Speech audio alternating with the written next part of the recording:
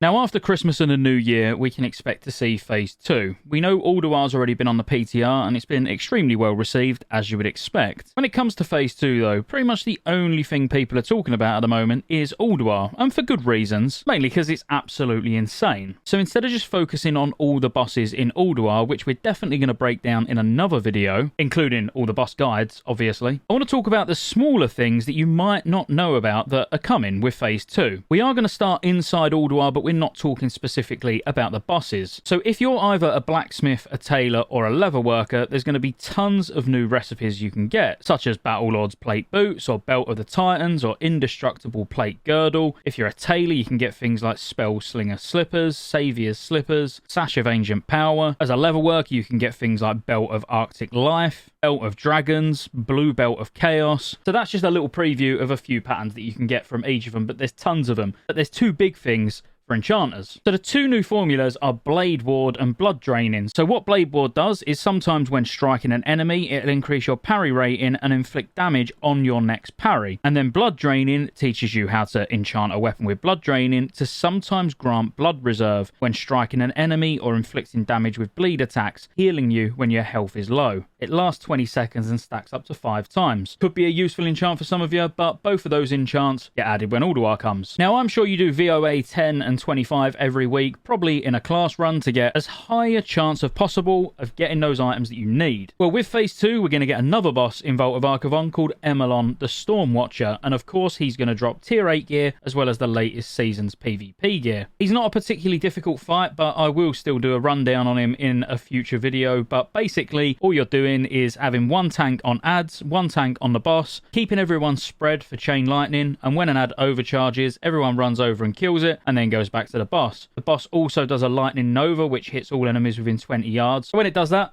move out. That's it. This will be another great way every week to try and snatch a little bit of gear up and get those tier 8 set bonuses. Now, as many of you may or may not know, with Trial of the Crusader when it comes, which will be Phase 3, we're going to get the addition of Epic Gems. You'll be able to prospect Epic Gems from titanium ore, so there's plenty of people that are stocking up on these already as a future investment opportunity. But actually, did you know you can get Epic Gems in Phase 2? You can only use one Epic Gem in your gear, and you can't predict what Epic Gem you're going to actually get. So you're going to have to do this every day, but you might be doing it every day already. But when you get your fishing daily from Dalaran and you get it complete, you'll get a bag of fishing treasures. Now, in the bag of fishing treasures, it's got a chance at a 20 strength gem, which is Bold Storm Jewel, a 20 agility gem, which is Delicate Storm Jewel, a 23 spell power gem, which is Rune Storm Jewel, a 20 intellect gem, which is Brilliant Storm Jewel. You get the point. 20 hit, 30 stamina, and 20 spirit. Now, all of these are exactly the same as what the epic gems will be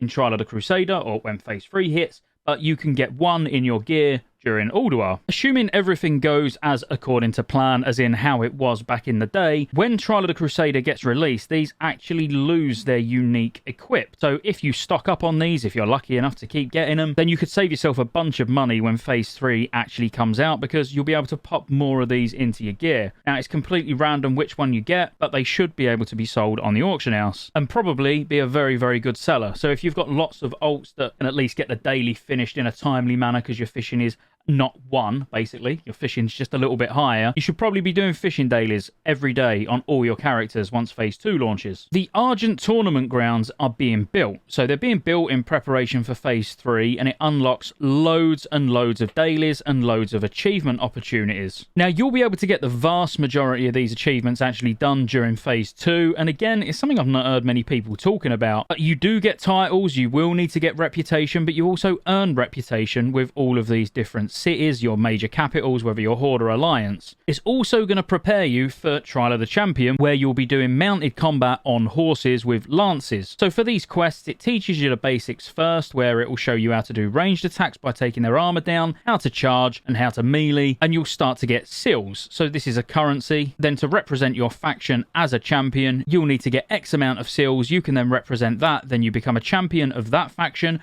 and then you move on to the next faction and you work your way through. This is a great source of gold, a way in the future to be able to get heirloom gear as well, and you can get some decent rewards. There's some half decent epics that you can actually get from the vendor. It's really what you would consider catch-up gear. It's certainly not something that you're going to say, oh, I need this because it's BIS, but still, definitely worth doing. There's also 2 dailies that are worth mentioning because they're very, very easy. It's just to go and collect some wood and go and collect some stone. And this is all really part of you doing your bit to build Trial of the Crusader ready for Phase 3. Don't get me wrong, if nobody does these dailies, it's still going to get built, but it's a really, really easy sort of just over 40 gold. It will take you literally a few minutes. You just go to Storm Peaks, where the Library Guardians are, just blow up some stone, loot it off the floor, do this a few times, you're done. Then you're just going to go outside Dalaran, and there's some trees that you loot. It really is that easy, and it's just a very, very easy 40 gold that you can do on multiple characters. But like I say, with the Argent tournament, all of these quests give about 19 gold each. They don't take too long at all, and there are going to be more rewards down the line that it's going to be absolutely worth doing these for. And that's it really. That's just a few things that you might not have known that are coming in Phase 2, outside of obviously Ulduar, which that's what the majority of us are really excited about. So be sure to like and subscribe. See you on the next one.